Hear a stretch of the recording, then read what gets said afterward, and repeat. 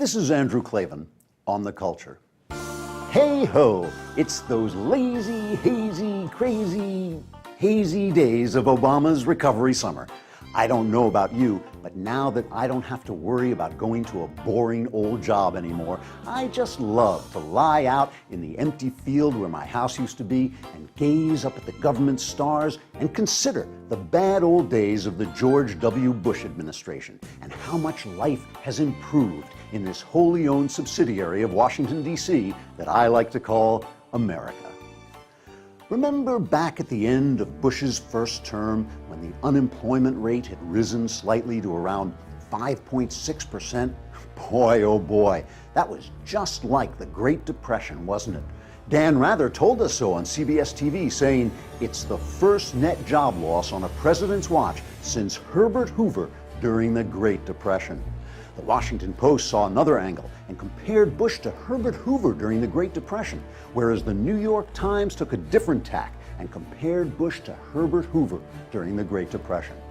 Well, I'm glad those depressing Hoovery days are over. Now, hurrah! It's those sunny, funny, I'm out of work, honey, days of Obama's recovery summer. Our president has taken the bold move of plunging us into crippling generational debt with a stimulus plan he promised would keep unemployment below 8%, which it hasn't. Which is good news. CBS and NBC celebrated the plan, saying it had saved or created up to 1.8 million jobs, while ABC said it was as many as 2.4 million jobs. And those weren't just ordinary jobs either, where you have to work for pay. Those were imaginary jobs, so think of the money we saved on clothes and transportation. Good times, my friend, good times. That's the economy. Then there's the war. Back in the horrible Bush years, that idiot W refused to heed then Senator Obama and Senator Harry Reid when they wisely told him the war in Iraq couldn't be won. Instead, he appointed General David Petraeus to carry out the strategy of a surge in troops. Man, didn't we feel bad when Tom Brokaw on NBC said that would seem to most people like folly, and when reporter Lara Logan on CBS implied it would make no difference, and when both NBC's David Gregory and ABC's Diane Sawyer packed their stories with critics of the surge, so we were well informed about what a disaster it was going to be. Well, whoopee! Now it's those happy, slappy, incredibly crappy days of Obama's recovery summer. And with the war in Afghanistan deteriorating, Obama has avoided the terrible Bush mistake of appointing General Petraeus to oversee a surge in troops, and has instead appointed General Petraeus to oversee a surge in troops. Much better, right, media? A very brilliant move. Brilliant decision. Brilliant choice by the president. Sure it is.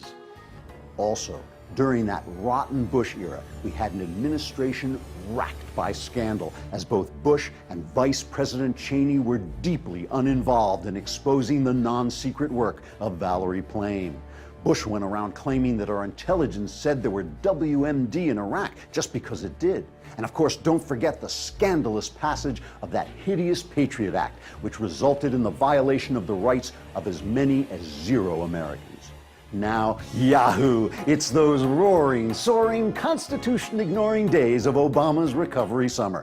The president's appointments of radicals and tax cheats, his corruption of the Justice Department, and oh yeah, the renewal of the Patriot Act have all been greeted by the summery sound of mainstream media crickets. Much more relaxing, so kick back and enjoy Obama's recovery summer. It's not going to get any better than this.